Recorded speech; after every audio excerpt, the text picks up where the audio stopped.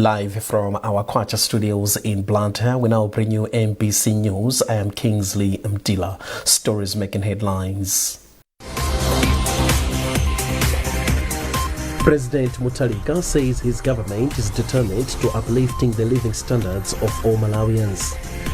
Government pushes for policies that safeguard national unity. And experts applaud government's plans to redeploy health workers across the nation.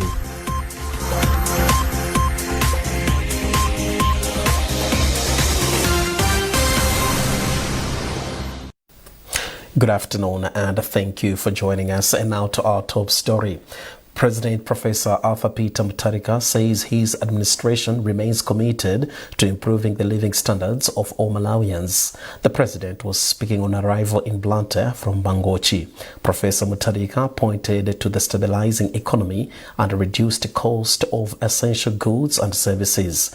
He specifically noted that maize, the country's staple food, now affordable and accessible to Malawians across the country. Now Maintu Modzi reports.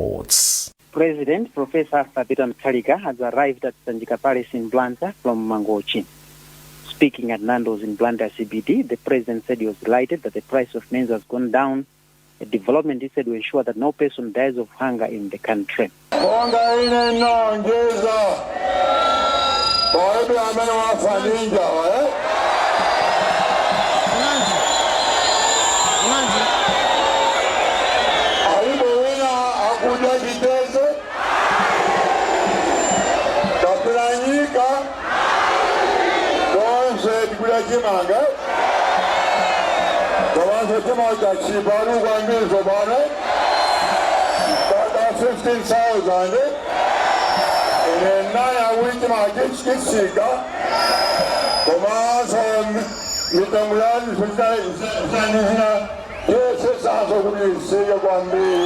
The Malawi leader has also called on people in the country to send children to school now that both primary and secondary education is free. On road infrastructure, the president says his government will construct and maintain all roads that are in poor condition. Professor Mutharika has also commended the people in Blantyre for voting in office DP village legislators and ward councillors in the recent by-elections, as well as the 2025 general elections. Maintu Modzi, MBC, Blantyre. The Minister of Foreign Affairs has received letters of credence from the head of delegation of the International Federation of the Red Cross, IFRC, Kopano Masilo. The International Federation of the Red Cross has opened its office in Harare to facilitate efficient operation of its activities in Malawi, Zambia, and Zimbabwe. Minister of Foreign Affairs George Chaponda stressed that government will continue to work with the IFRC in supporting capacity building efforts for disaster response program. Chaponda explains. Government of Malawi under the leadership of Professor Arthur Peter Mutharika appreciates the work which is being done by the Red Cross and International Red Cross. One, whenever there is a flood, whenever there is cyclone, whenever there is disasters, the International Red Cross always comes to take care of the victims, to provide support and all sorts. And we know also that they are involved in other activities like healthcare systems, strengthening healthcare systems, and even addressing issues of early warning. Masiro, who represents a regional cluster including Malawi, Zambia and Zimbabwe, has pledged to prioritize strengthening the country's disaster preparedness and response frameworks. Currently, what we are happy about in Malawi is that there is already an existing model of cooperation where my organization has contributed with some investment, and the government of Malawi also has invested a very good amount of funds in the establishment of the Emergency Operations Center in Blantyre, which is an infrastructure that will help a lot in the disaster response. So this model can grow bigger and better. We are already working with Malawi Red Cross in different sectors in the disaster response and also development of early action protocols, which is a tool that assists efficient disaster response before the full scale of the disaster event. So our presence and continued dialogue and collaboration with the government of Malawi is helpful to make sure that these tools can be developed into policies.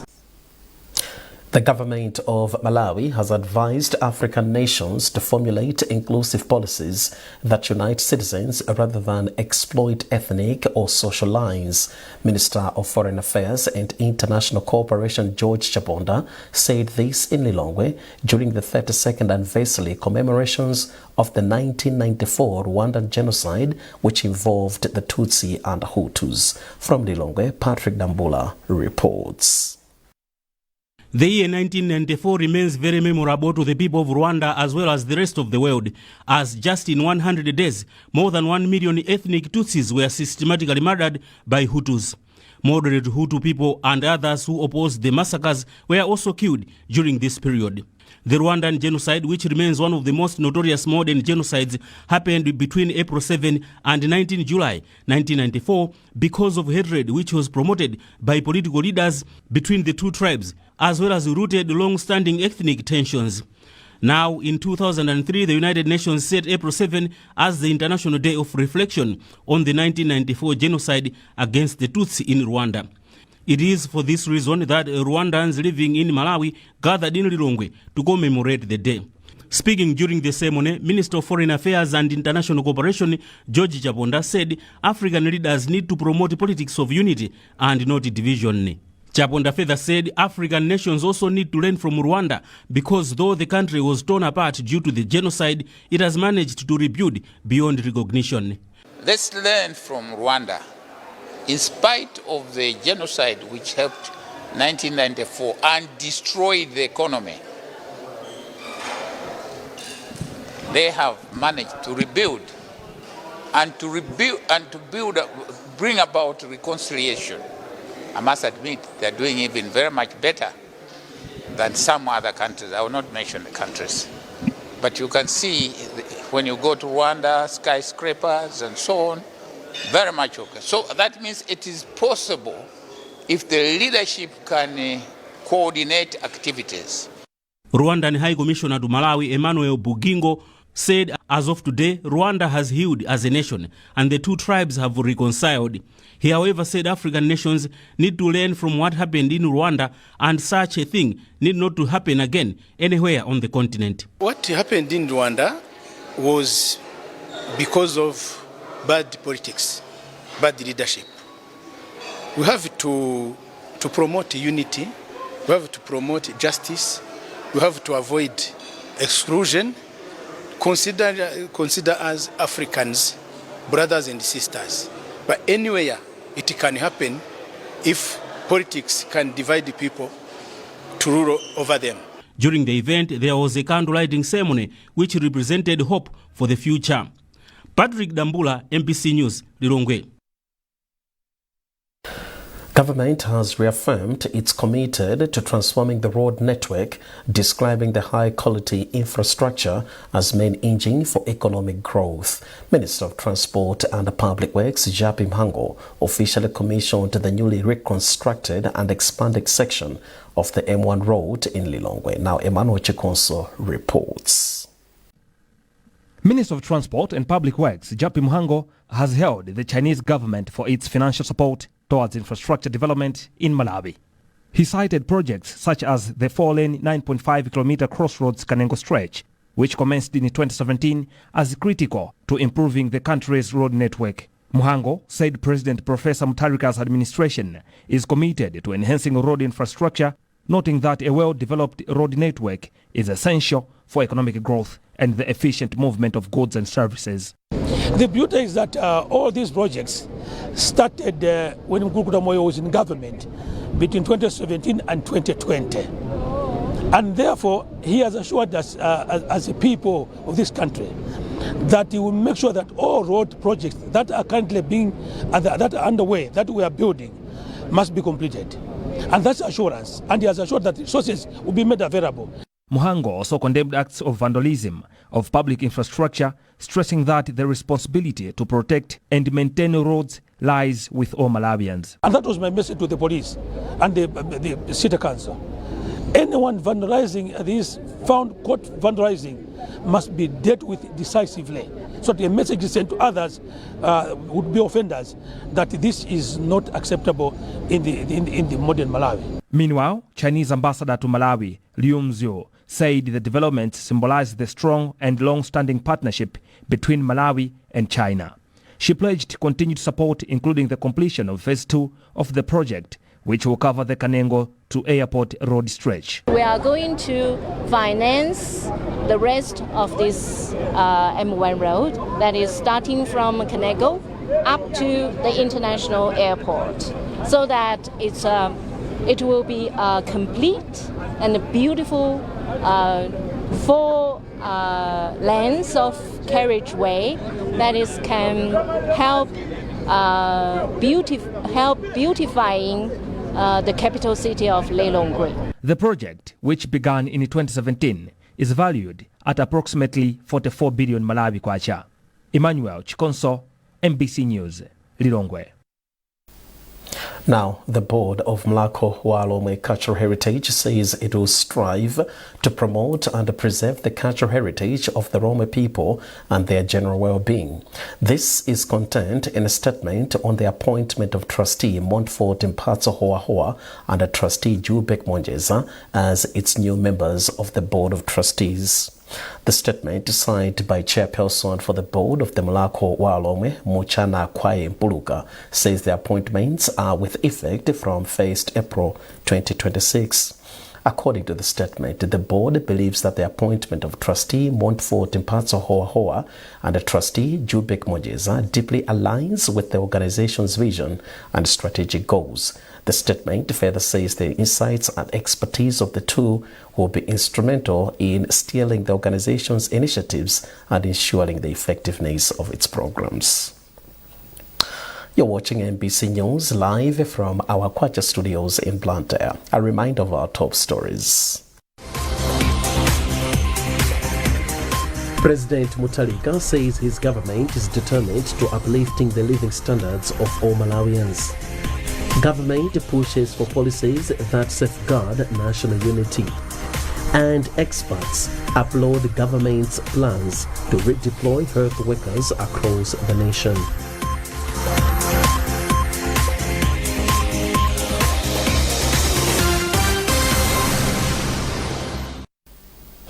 Welcome back. This is the lunch hour edition of MBC News. I am Kingsley Mtila.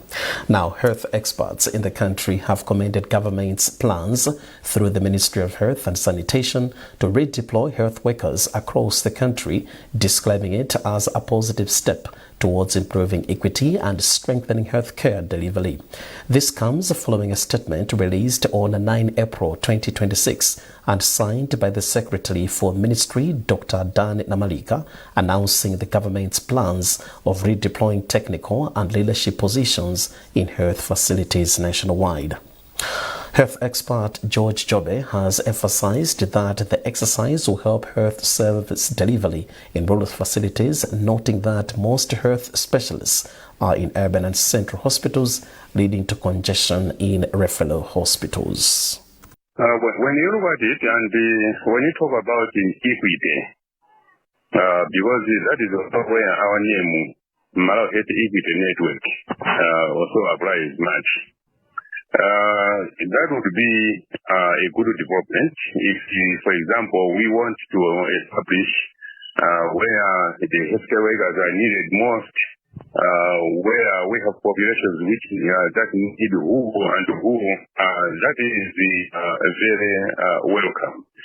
And our hope is that it is going to be done properly, with explanations and justifications, especially justifications, because as we are talking about issues of equity, there should be some examples that can be given. It should be done properly so that it does not frustrate and affect healthcare workers.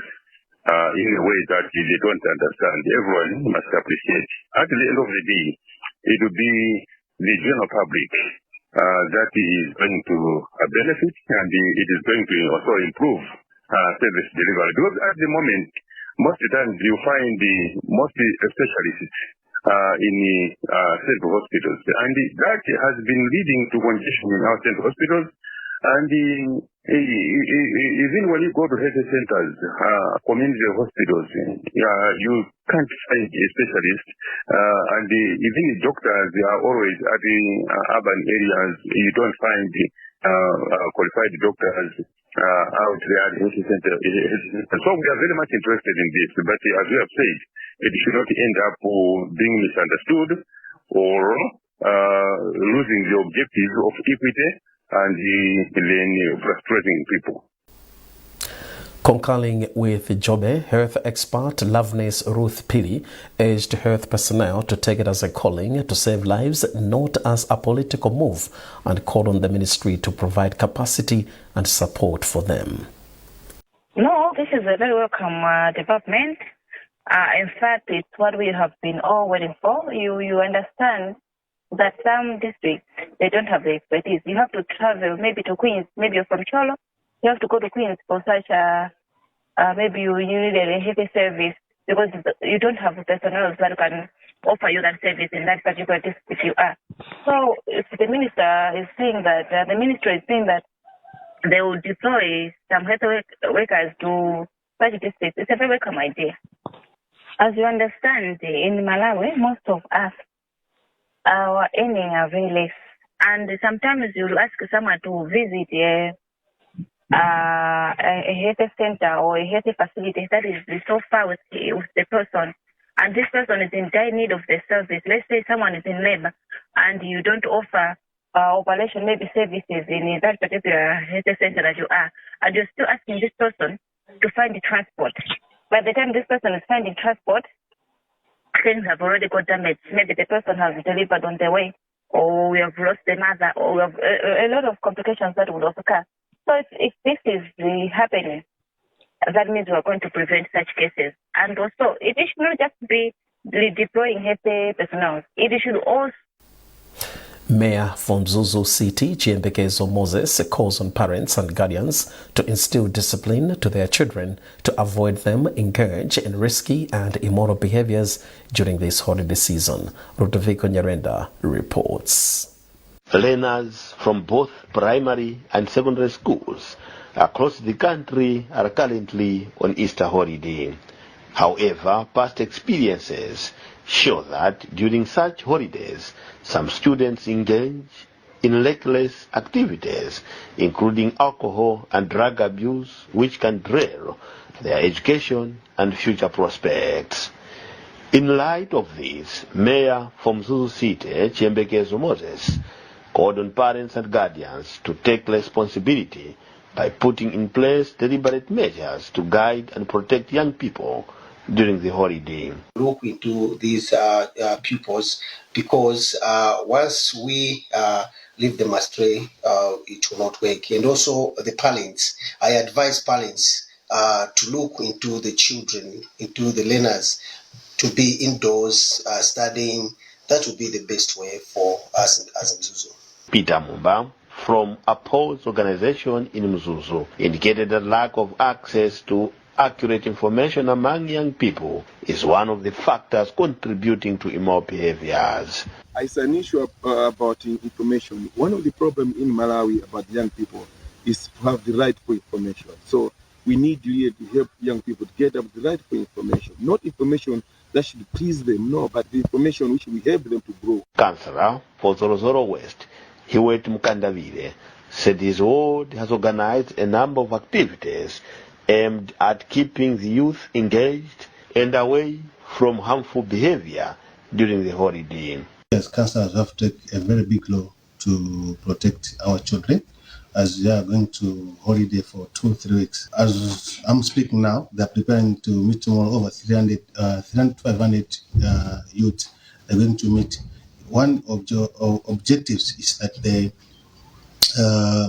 is to awareness and to let these students that they should be abstain from immoral behaviors. According to Malawi education data, school dropout rates increased by over 25,000 learners in 2024, with the majority being boys. This trend poses a threat to the country's effort to achieve inclusive and quality education, as well as the sustainable development goals. Rudoviko Nyerenda, MBC News, Muzuzu. Participants in the African Drone and Data Academy's Vice Chancellor's Junior Engineering Academy have described the training as an eye-opener whereby secondary school students are aware of the types of programs that they can study beyond what is already known to them. Speaking at the end of a 5-day training that was provided by the Malawi University of Science and Technology MUST, one of the participants, Atuweni Mwana from Dedza Islamic Girls Secondary School, said most students have limited knowledge on science subjects that are studied at the university, and such trainings would help them make choices if oriented accordingly. She explains. After participating in this, I hope to know much about engineering, and maybe sooner or later after I finish my school I can also become an engineer, and as well as encourage other people on becoming engineers as well. The thing that has impressed me is that there are a lot of engineers. I only thought there was only one type of engineering, which was mechanical engineering, but when I came here I learned about structural engineering, environmental engineering, and I actually know much about them. African Drone and Data Academy's senior instructor at the university, Prince Mkango, said the sole purpose for the training was to introduce the students to engineering disciplines that are less known for better choices in their career. 60 students from Zomba, Blantyre, Machinga, Mwanza and Chiladzulu attended the training, which was sponsored by UNICEF. With low intake into the engineering subject or innovation, it means without science, without technology, there is no innovation.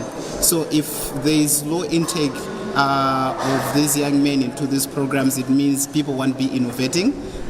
We won't have these children coming up with technologies that will change the way we do our everyday life. It could be agriculture, it could be our healthy deliveries, in all the fields that we actually do. So we need technology, we need innovation. That's why we are trying to encourage that we have high intake in this engineering sector. Moving on to sports, and the Office of the President and Cabinet has reaffirmed its commitment to continue promoting sports development through its sponsored civil service sporting clubs. Principal Secretary responsible for administration for the OPC, Rashid Mtelela, made the commitment in Lilongwe during Civil Service Club's 2025 Season Awards Gala. Details with our reporter Foster Maulidi. Mtelela described the Civil Service Sporting Club as a hub for sports development as it houses multiple sporting disciplines. He says OPC is committed to promoting the welfare of all players and athletes through a structured club organization. He then called upon other corporate companies to partner the club in supporting the initiatives. Yes, there was a budget which government and government departments, OPC, not an exception, which we have, and then if that budget has been approved, that this is what we're going to spend for civil, it is that budget. But then, as you all know, sports now it's advancing, it's becoming, professional. Gone were the days when players were just there to play. Now it's a work. They have to be paid. So that's why we hunt for partners to come around so that we can do our part. The partners, they can do their part. Malawi National Council of Sports Board Chairperson Jim Kalua has hailed the OPC for its support. Kalua says the council will continue advocating for the teams and associations to remain creative in resource mobilization through partnerships. He then hailed Silver Sporting Club for its efforts to secure partnerships with other companies. I've always advocated for this.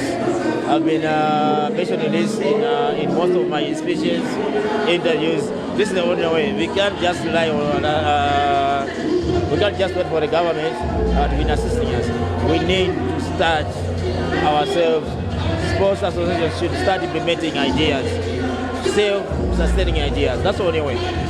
During the awards gala, outstanding players and athletes in men's and women's football, netball, darts and athletics were awarded with different prizes. The team also unveiled its 2026 to 2027 football season branded jerseys and a new partner sponsor, Pinnacle Financial Services, which has committed 30 million kwacha to the team. Foster Maulidi, MBC Sport.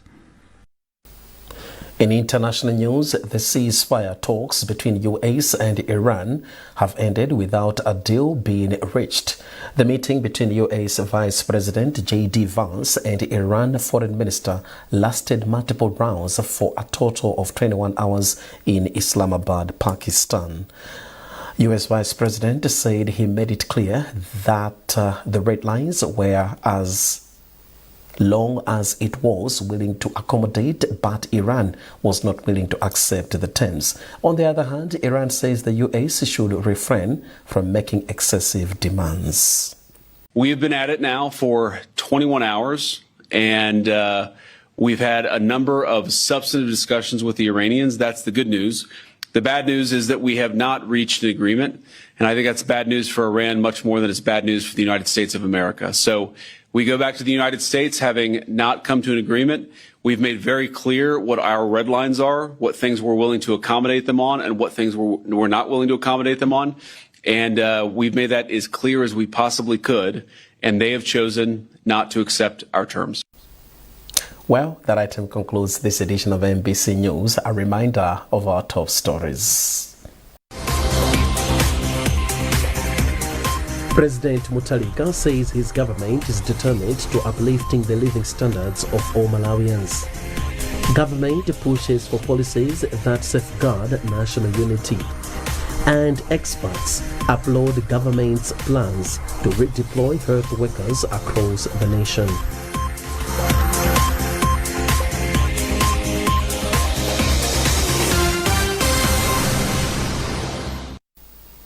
You can keep up to date with our news on our digital platforms by scanning the QR code at the top right corner of your TV screen. On behalf of the News and Current Affairs Department, I'm Kingsley Mtila, wishing you a good afternoon.